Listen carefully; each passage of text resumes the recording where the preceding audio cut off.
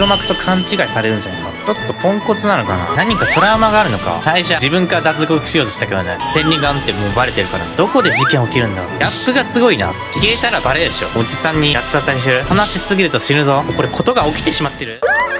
おじさんには早すぎるよ。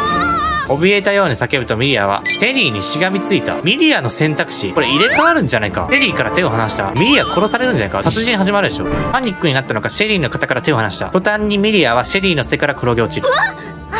ミリアさん、ミリアちゃん、撃たれて死んじゃう。ここでミリア死ぬか。情けない声を上げながらミリアは茂みの方へと逃げ込んでいく。ミリアちゃん、そっちよ。エマさん、看守はこっちに向かってきてます。早くしないと追いつかれちゃいますよ。でもおい、早くしろ。ミリアさんのことは後で探しに来ましょう。今はとにかく逃げないと。わかった。ミリアちゃん、絶対迎えに来るから、それまで無事でいて。無事じゃないでしょ。置いてってるじゃん。今は後ろ髪を引かれる思いでその場を離れていった。一方その頃ミリアはノラの慣れ果て。エマたちとははぐれてたどり着いた先で異形の化け物魔女の慣れ果てと出くわしていた。ごめんなさい。逃げないから許してください。誰だこいつ。めっちゃ針で刺されてない。これさ、ミリアと関係ないよな。慣れ果てとミリアの間に沈黙が流れる。その間、どちらも身動き一つしなかった。けれどそれも長くは続かず、耐えかねたようにミリアが恐る恐る顔を上げた。ノラの慣れ果て。おじさんのこと殺さないの？何もしてないもんね。あミリアが首をかしげると同時に慣れ果ても同じ方に傾く。戻ってもいいですか？ミリアが反対に首を掲げると慣れ果ても反対に傾いた。もしかして真似してる？ミリアはもう一度反対に首をかしげてみた。すると慣れ果ても同じように動く。やっぱり真似してるよね。なぜ真似してるんだ？君は襲ってこないの？運営とは関係ないの？じゃあおじさん帰るね。ってあれ、牢屋敷ってどっちだっけ？無我夢中で走ってきたせいか、ここがどこなのかわからない。牢屋敷がどっちか教えてもらえたりは。ミリアがちらりと慣れ果てを見れば、それまで動かなかった慣れ果てが静かに移動し始めた。しばらく進むとまるでミリアを待つようにその動きを止める。屋敷の場所を教えてくれるの？慣れ果て。この子、言葉がわかるのかな？ミリアは恐る恐る慣れ果ての後に続いた。慣れ果てに案内されたミリアが無事に牢屋敷に戻ると、エマとシェリーが駆け寄ってきた。ミリアちゃん、無事だったんだね。さっきは落としてしまってすみません。怪我とかありませんか？体だけは丈夫だから平気だよ。これ無事だよね。それより、シェリーちゃんは悪くないから謝らないで。悪いのはパニックになっちゃったおじさんなんだし。シェリーちゃん、それにエマちゃんも。心配かけて本当にごめんよ。今の野良の慣れ果てと関わったことで黒幕と勘違いされるんじゃないか。大丈夫ですよ。ミリアちゃんが無事ならいいんだ。エマとシェリーが笑みを向けるとミリアもようやくほっとしたように微笑んだ。それにしても、ミリアちゃんが森で迷子にならなくて本当によかった。本当ですよ。迷子になってたら、時間までに戻れたかわかりませんし。ああ、それは。言いかけてミリアはとっさに言葉を飲み込んだ。ミリアちゃんどうかした？なんでもないよ。なんか、ほっとしたら眠くなってきちゃったな。ごめんね。おじさん、今日はもう休むことにするよ。そっか、わかった。おやすみ、ミリアちゃん。おやすみなさい。おやすみ。二人の姿が見えなくなってミリアはふーと息を吐く。あの子が本当に安全かまだわからないし、余計なことは言わない方がいいよね。明日、またあの子に会いに行ってみよう。会いに行くの仲良くなってるよね。確かこっちだったよね。翌日の自由時間、ミリアは昨日慣れ果てだった場所にいた。いた。怪しまれるでしょ。ノラの慣れ果て。君、昨日の子だよね。慣れ果ては何も言わない代わりにミリアの動きを真似るようにして首をかしげた。よかった、君だった。昨日は牢屋敷まで案内してくれてありがとう。お礼と言ってはなんだけど。これどうぞ。食事持ってきた。自分と慣れ果ての間にミリアは食堂から持ってきたリンゴを置いた。食べれるかわからないけど、よかったら。リンゴで何か思い出さない。ミリアが数歩後ろに下がってしばらくすると慣れ果てはゆっくりリンゴに近づいた。そして触手のようなものをシュルシュルと伸ばすとリンゴを取り上げる。しばらくリンゴを眺めていたかと思うとばっくりと口が開いてリンゴを丸飲みにしてしまった。食事をするのか？すごい食べ方だね。でも食べてくれてよかった。昨日も思ったけど、君多分少しは言葉がわかるんだよね。返事はできないんだね。でも言葉が少しでもわかるみたいでよかった。洗脳されてないの？君はずっとここに一人なのかな？ここを見張る役目とか？でも、こんな場所見張る必要なさそうだけど、もしかして、なんか秘密があったりして。ノラの慣れ果て。なんて、話せたとしてもこんなこと答えてくれるはずないか。なんていうか、優しい気がする。また明日、お礼のリンゴを持ってくるね。じゃあ。ここからどうバッドエンドに進むんだよ。小さく手を振るミリアの動きを真似てか、慣れ果ても触手を小さく振り返す。またね。コミュニケーション取ってるな。少女らしい笑みを浮かべ、ミリアは軽い足取りで牢屋敷へと戻った。それから数日、ミリアはみんなに内緒で毎日のように慣れ果てに会いに出かけていた。ミリア入れ替わったりしないよな。佐伯ミリア。あ、ミリアちゃん。今会いに行こうと思ってたんだけど、あれ？どこかに行くの？これから図書室に行くんですけど、ミリアさんも一緒に行きませんか？単独行動してるな。おじさん、ちょっと散歩に行こうと思って。これは怪しまれるぞ。でも、なのかちゃんのこともあるし、一人じゃ危ないんじゃ。と観察されてない。大丈夫。すぐに戻ってくるから。これが原因で殺されそうだけどね。その場から逃げ出すようにして、ミリアはローダー式への外へと飛び出した。銃あんだけ乱射してたら、弾の回復には時間使うよね。やあ、今日はパンを持ってきたよ。少し焦げてるけど、どうぞ。餌付けしてるない。ミリアがパンを差し出すと、慣れ果ては、スルリと触手を伸ばしてパンを丸飲みにする。気に入ってくれた？相変わらず返事のない慣れ果てに、ミリアは嬉しそうな視線を向けた。君は本当におとなしいね。これなら、みんなに紹介しても大丈夫そうだ。大丈夫か？君が味方になってくれたら、あの看守にも対抗できるかもしれない。心強いよ。疑われるでしょ。明日にでも、エマちゃんとシェリーちゃんに紹介してあげるからね。この野良の慣れ果ての正体がわかんない。じゃあ、今日は。ミリアがそう言って立ち上がりかけたとき、突然慣れ果てが触手を伸ばしてミリアを突き飛ばした。急にどうして？急になぜ反抗したんだろう。銃かばったのか。鋭い破裂音の後、さっきまでミリアがいた場所に銃弾が撃ち込まれた。腰を抜かすミリアの向こうで茂みが揺れ、銃を構えたナノカが姿を見せた。いるなぁ。やっぱりあなたが黒幕だったのね。話聞けよこいつまず。違うよ。おじさんは黒幕なんかじゃ。こんなところでそれと通じておいてまだ言い逃れするつもり？ドラの慣れ果て。この子は看守とは違う優しい子なんだよ。その証拠に道に迷った時は案内してくれたし、今だって助けてくれた。それはあなたが黒幕だからでしょ。そうじゃなくて。竹のことを考えてるのか。脅かすさに唇を噛むミリアにナノカは銃口を向け直す。あなたのことを許さない。そんな違うのにどうして。やだ、死にたくない。残念だけどそんな演技私には通用しないから無情だな。さよなら。ミリアが恐怖に身を縮め、ナノカが引き金を引く。邪魔された？ノラの慣れ果て。突如響いた甲高い音にミリアが顔を上げると、例の鳴り当てがミリアをかばうようにして立っていた。もしかして守ってくれた？それに守られるなんてますます黒幕だとしか思えない。今までよりも鋭い眼差しでナノカがミリアを睨みつけ銃口を向ける。今度は絶対に外さない。だからおとなしく死んで。なのかちゃん、お願いだからちょっとおじさんの話を。もう黙って。ナノカが再度引き金を引こうとしたその時。殺したの？慣れ果てから伸びた触手がナノカの体を容赦なく貫いた。すごいな。殺せるのか。苦しみに顔を歪めたナノカの手から銃が落ちる。勝手に殺して大丈夫なの？ところで私にはまだやらないといけない。やらないといけないこと？ナノカにはやらないといけないことがあるんだな。ナノカが伸ばした手も触手に貫かれて、そこから血がこぼれ出す。もういいから、もうやめて。ねえ、やめてあげてよ。慣れ果て、ミリアの叫びなんて聞こえていないかのように慣れ果てはナノカを貫き続ける。これミリアしか生き残らないエンディングか？この願いが聞き届けられたのは、ナノカが完全に動かなくなった後だった。もう仕留める気だな。すべてを置いた慣れ果てはいつものようにおとなしくミリアの肩に浮いている。どうして？これで魔女化するの？こいつ覚醒したらどうなるんだ？もしかしてノラの慣れ果てと交換する？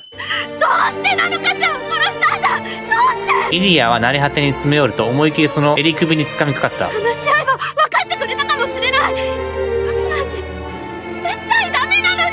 叫んだ次の瞬間、ミリアはふわりと慣れ果てに抱きしめられ包まれていた。異様でありながらもぬくもりを感じ、ミリアは驚いて慣れ果てを見上げる。そのミリアの瞳はみるみる潤んでいった。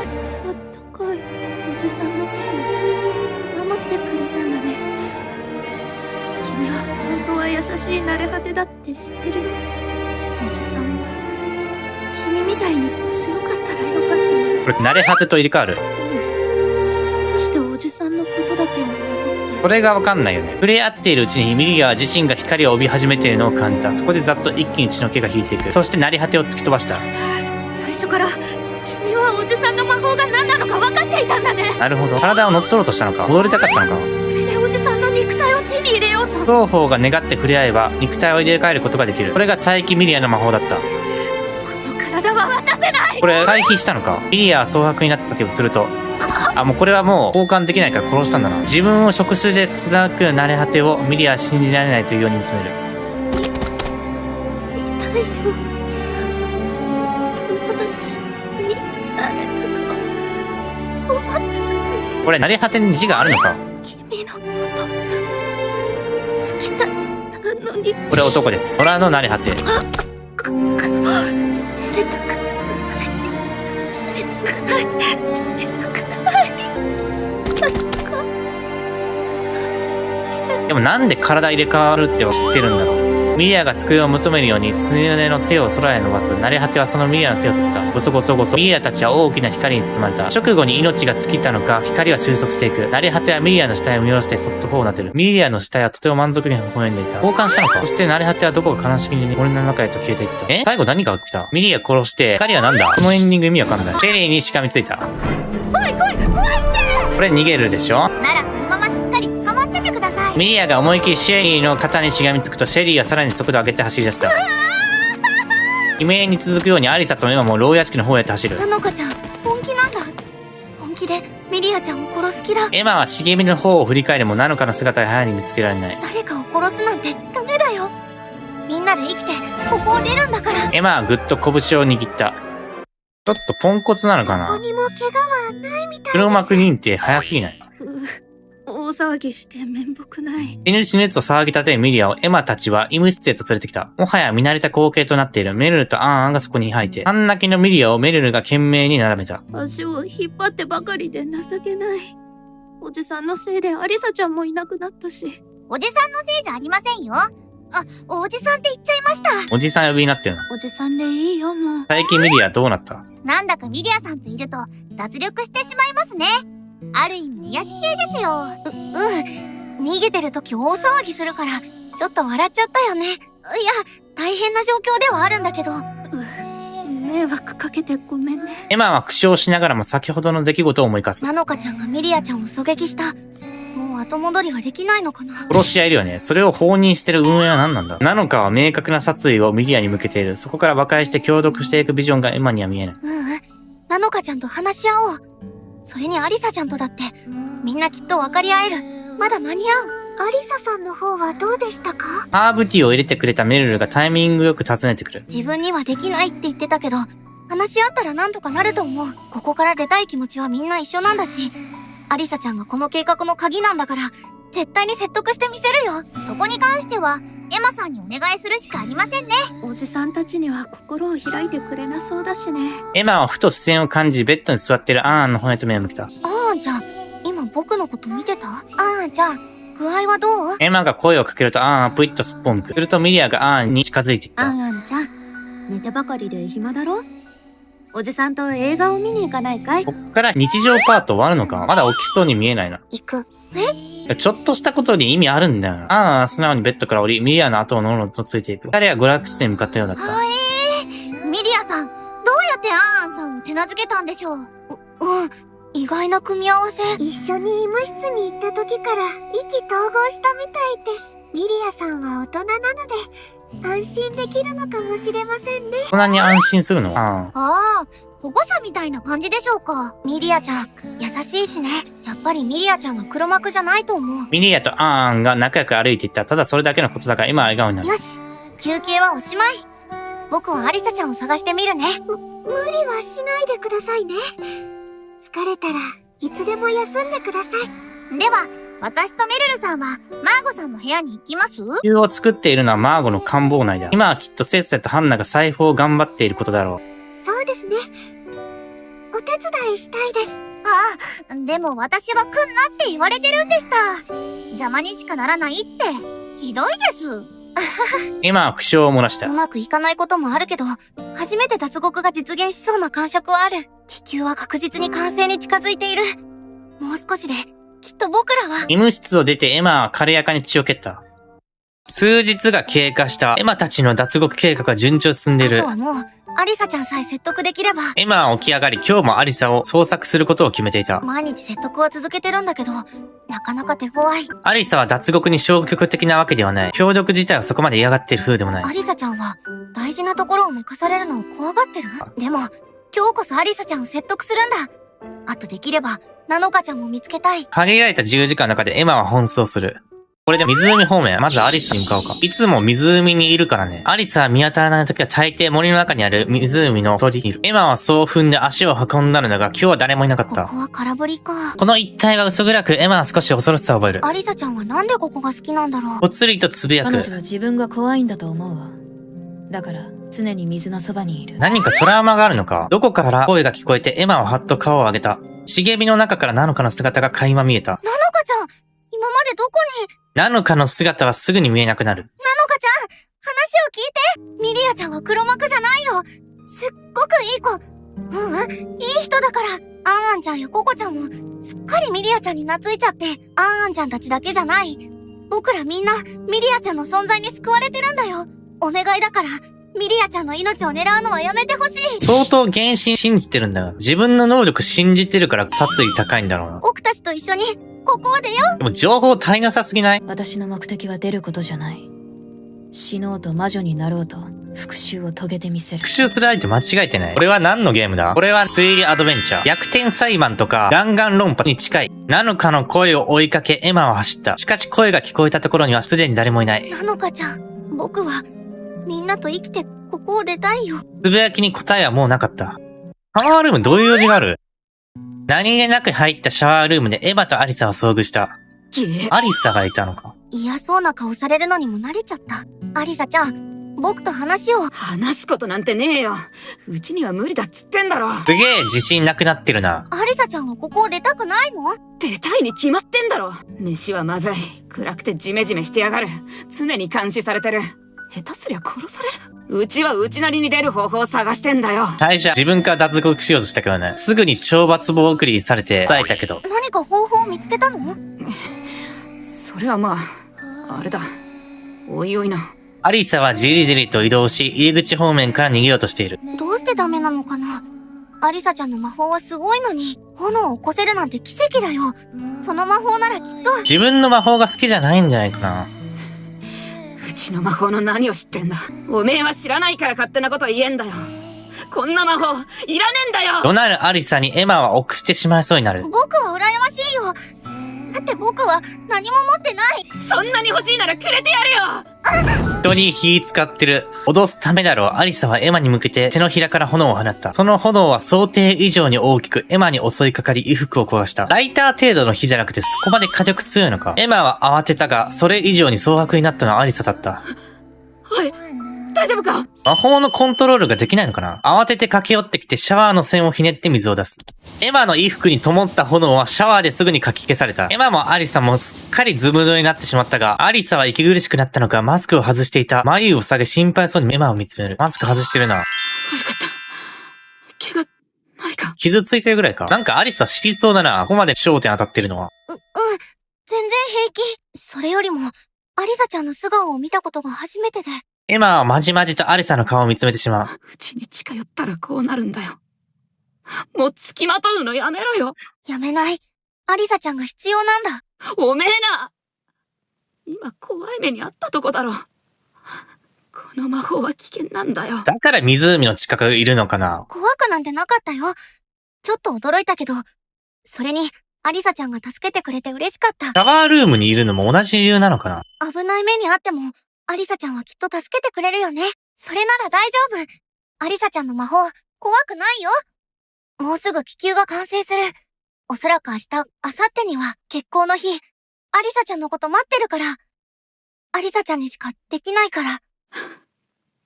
勝手に言ってろ。これまでで一番弱々しい羽付けだった。あとはもう、アリサちゃんを信じるしかない。無事に気球が完成するのでしょうか。ゲストハウス前。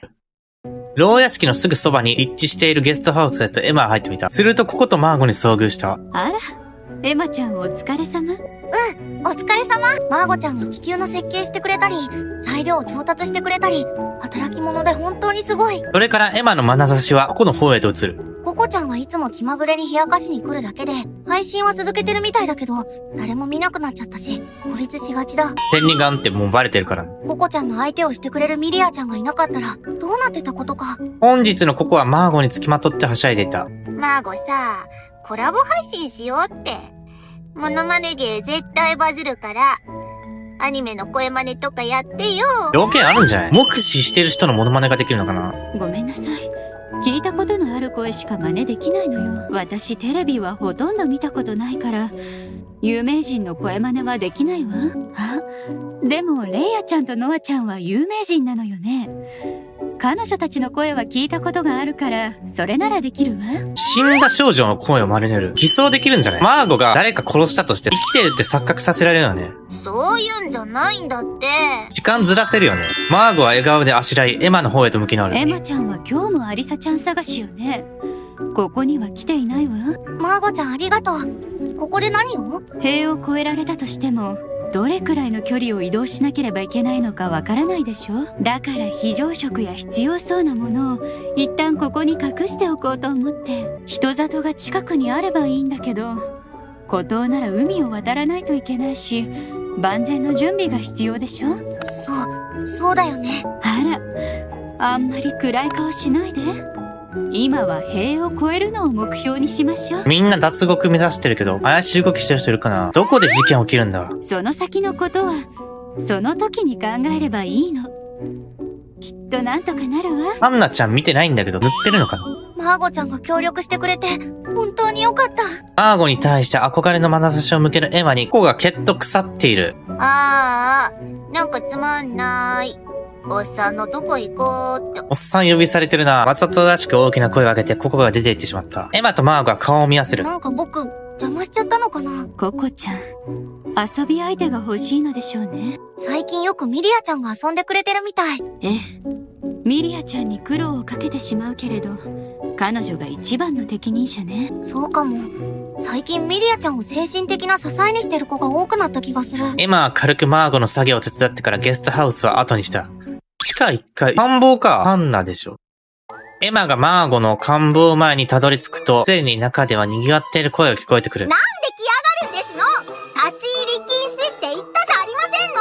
私もお手伝いしたいんですってば。こう見えて手先は器用なんですよ。立花シェリー今単独行動してるのか？ほら、貸してください。引っ張り上がりましたわ、こいつ。二人とも落ち着いてください。エルルもいるんだな。仲のいい3人だな。ハンナちゃんたちは気球の吸皮部分を作ってくれてる。一番大事なところだ。プールの方に出てきたメルルが官房の前に立つエマに気づいた。すみません。今お部屋は立ち入り禁止で。大丈夫。わかってる。人が入って破いたりしちゃったら大変だもんね。言ってるそばからビリッという音が中から聞こえてきた。今私決めましたわ。こいつを殺す。そんなこと言っていいんですか？処刑されちゃいますよ。構いませんわ。絶対殺しますわ。内部からドタドタと暴れる様子が伝わり、エマとエルルはますます青ざめる。ここは任せてください。二人を止めます。お願い。エルルの方が涙目になっているが、騒ぎをなんとか収めてくれるのを願い、エマはその場を後にした。気球作ってんだよね。ミリアのところに集まってる。エマが娯楽室に入るなり耳をつんざくようなミリアの悲鳴が届く。ミリアちゃん？エマは真っ青になって急いでソファーの方へと駆け寄った。エマちゃん？アンアンもついてきてるな。今の悲鳴って？ミリアの隣にはアンアン、最近では定位置になっている。そこから彼女が無言ですっと前方を指さす。一緒に行動してるか。エマが振り向くと映し出されたスクリーンで映画が上映されていた。どうやらホラーテイストのものだ。ミリアは息を整えながらエマの方へと歩み寄る。うるさくしちゃってごめんね。アンアンちゃんがどうしても見たいって言うからホラー映画を見てて、おじさんどうにもホラーは苦手で。なんだ、よかった。何かあったのかと思った。びっくりさせちゃったよね。気をつけます。エマちゃんたちが一生懸命頑張ってるのに遊んじゃってるし。ミリア、キャラがいいな。そこは気にしなくて大丈夫だよ。ミリアちゃんは安全な場所にいた方がいいし。中身男なんだよな。そうだよね。なのかちゃん見つからないね。ギャップがすごいな。何日も消えるなんてどうやって隠れてるんだろう。看守も最近よく外を歩き回ってる。多分なのかちゃんを探してるんだと思う。看守が歩き回ってるのは怖いよね。脱獄計画がバレたら大変なことになる。気をつけないとね。脱獄計画、必ず成功させようね。エマの言葉になぜかミリアは暗い表情になった。本当に出ることが正しいのかな。ミリアちゃん？ごめん。いやー、おじさんってすぐネガティブになっちゃうからよくない。気にしないでいいから。エマとミリアが話し込んでいたら、気づけばアーンが近くに立っていた。無言でミリアの裾を引っ張る。その後エマをギロリと睨んできた。映画の邪魔しちゃってたよね。ごめん、僕もう行くね。じゃあ、最近また心を閉ざしてるように見える。ミリアちゃんが一緒にいてくれたら大丈夫だよね。暗いアーンの様子は心配になったが、エマは娯楽室を早々に出ることにした。終わりかな？幾日か経過した夕食後、エマの招集によって少女たちはラウンジに集合していた。アリサの姿はない。ラウンジに入ってくるなりソファーに倒れ込むここにメルルが近寄っていく。ココさん、最近昼夜逆転してませんか？少し顔色が悪いように見えます。昼夜逆転してるの？夜によく眠れるハーブティーを入れましょうか？夜に起きてるってこと？メルちゃん私のこと見張ってるわけ？別に関係なくね？別にいつ寝ていつ起きたっていいじゃん。誰に迷惑かけるわけでもないんだし。繁忙内で一人すごくない？でも心配なんです。暇だから寝るよね。メルルの心配攻撃をすげなくあしらうここにミリアも介入していく。ココちゃん、朝起きた方が気持ちいいよ。このスマホ目覚まし機能もあるんだよ。アラーム機能あるんだ。ミリアはスマホを取り出してポチポチと操作を始める。なんで今この説明を入れた？目覚まし機能。ほら、着信音も音楽に変えられるんだよ。好きな音楽なら気持ちよく起きられるかも。どうだい？決めた時間に音楽鳴らせるのか。おっさんさ、やっぱおっさんだわ。そんなん誰でも知ってるっつーの。着信音を音楽に変える。好きな音楽。録音した音声も音楽にできるのかな？だいたいスマホの着信を音楽にする発想がもうおっさん。言いながらもここはミリアに対しては当たりが柔らかい。二人でスマホをいじりながら楽しそうに会話している。平和なやりとりを眺めながらエマはラウンジの中央に立った。咳払いを一つ、緊張の面持ちで口を開く。みんなの協力のおかげで、明日とうとう計画が実行に移せるよ。本当に結構時間かかったな。本当にみんな、ありがとう。これまでの間に誰か見た？黒部なのか見てないな。この子はそういうスタイルだから、脱獄への希望の光が見えてきたのだろう。集う少女たちも晴れやかな表情だ。結婚は明日。塀の前で17時ですね。これ何か起きるな。脱獄できるかどうかじゃなくて事件起きそうだな。夕食時は看守が歩き回っていないし、やるならこの時間しかないわ。完成したあれの方はもう隠してあるよ。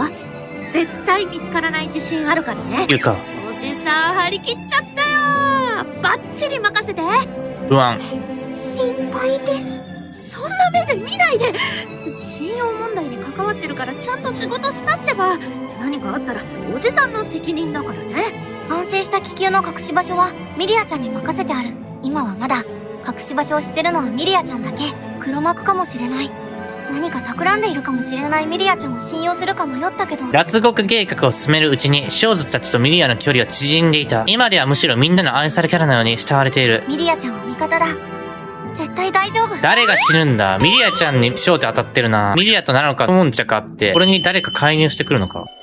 一ついいかしら。そこまで大きなものは作れなかったから、全員は乗れませんわよ。そこはどうしますの？全員乗れないの？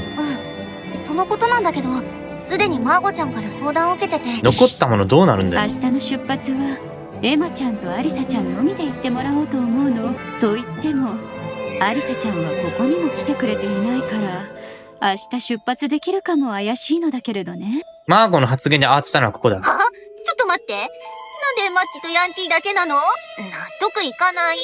私も行くから。さっさとこんなところ出て。先に僕らだけで行くのは少人数の方が見つかりにくいからだよ。消えたらバレるでしょ。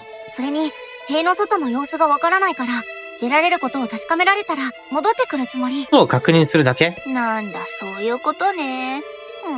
懲罰棒どころの騒ぎじゃないでしょ。ここは一度納得した風だったが、変のんとした雰囲気は消えない。でもさ、そのまま自分だけで逃げるつもりじゃないの？塀の外に出られたら、アティシらを助ける義理もないわけだし、アティシも一緒に乗せてってば。一人くらいいいでしょ？ねえねえ、エマッチが必ず戻ってくるって言っても、やっぱ信じらんない。配信見てもらえたら状況を終えるでしょ。それにあのヤンキーは絶対そのまま逃げるでしょ。逃げねえよ。いつの間にかアリサがラウンジに登場していた。みんなの注目がアリサに集う。協力してやる。一度やるって決めたことは必ず成し遂げる。筋は通す。これで文句ねえだろおい。あんまりうだうだ言ってっと燃やすぞ。それなら文句ありませんけど。アリサに凄まれ、さすがにここは引き下がった。近くにいたミリアはゲシゲシと殴っている。あ、もう、なんなんあいつ。怖いっつの。おじさんに当たらないで。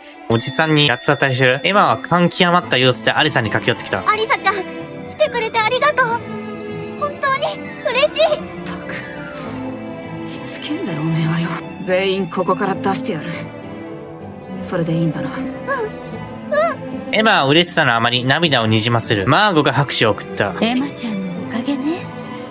エマちゃんが中心にいてくれたからみんなが一つになれたのよ。ですね。いやー、明日が楽しみです。エマさんとアリサさんに、幸あれおめえは黙っとけ。ー。なんで私にはそんな厳しいんですか？仲良くしたいのにな。立花、おめえは嘘くせんだよ。桜庭には嘘がなかった。その違いだ。生き残った少女たちが全員集い、寄り添い合って笑顔になっていた。魔女なんかじゃない。みんないい子たちなんだ。絶対出してあげるから。エマは胸に手を置き、決意を新たにしていた。ラウンジでの話し合いの後、エマはシャワーを浴び、一人中庭に出てきていた。夜に決行するんだ。夜の空気に触れ、照りを覚ます。明日僕たちはここを脱出する。こんなに頑張ったんだから、必ず成功する。四角く切り取られた夜空には、幾数の星が瞬いている。お父さんとお母さんに早く会いたいな。高校も今からだって間に合うはず。僕はやり直すんだから。あれ、エマちゃん？夜空を見上げていたため、声をかけられるまでエマは気づかなかった。ミリアが中庭に入ってきて、エマのそばに歩み寄ってくる。エマちゃんも眠れないんだ。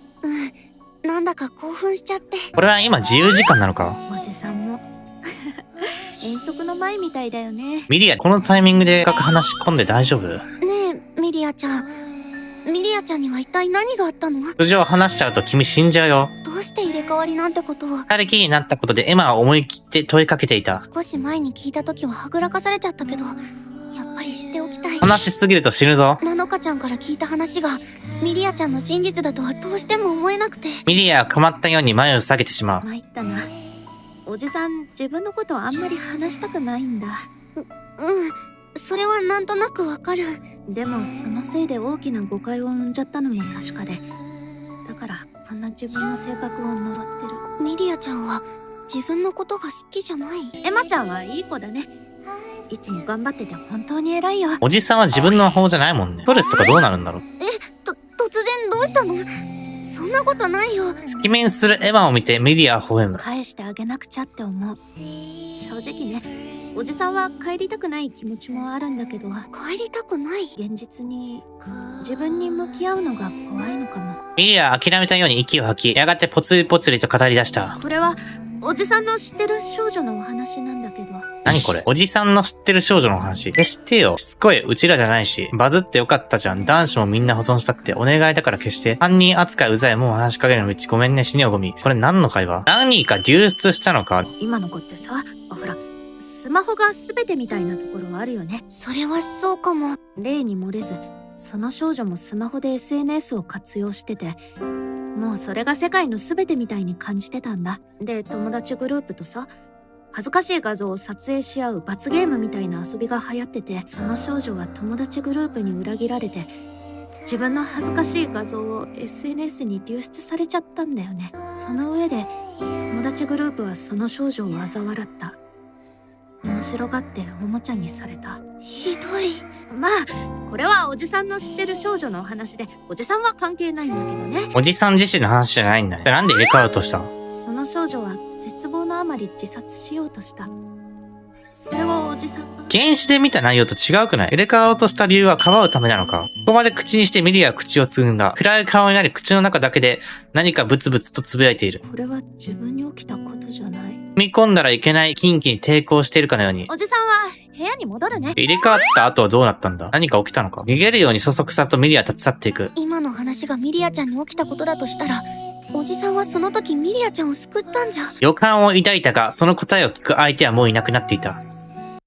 結婚当時の朝、エマは自身の感望で半身を起こしていた。その表情はどこか冴えない。今日は脱獄する日なのに、なんだろう、胸がざわめいてる。これ大丈夫か？誰が死ぬんだ？黒目なのか死ぬことある？復讐したいのにまだ内容も分かってないから死ぬわけないよね。ミリア殺害されたらなのか疑われるよね。エマの嫌な予感に呼応するかのように、通路の方でバタバタとかける音が聞こえてきた。エマの感望に飛び込んできたのはシェリーとハンナだった。二人とも息を切らし青ざめてしまっている。もうこれことが起きてしまってる？エマさん、大変です。急壊されてる？何かあったの？とにかく来てちょうだい。エマはベッドから降り、シェリーとハンナに続いて走り出した。そんな。現場に駆けつけたエマはその場にヘナヘナと崩れ落ちた。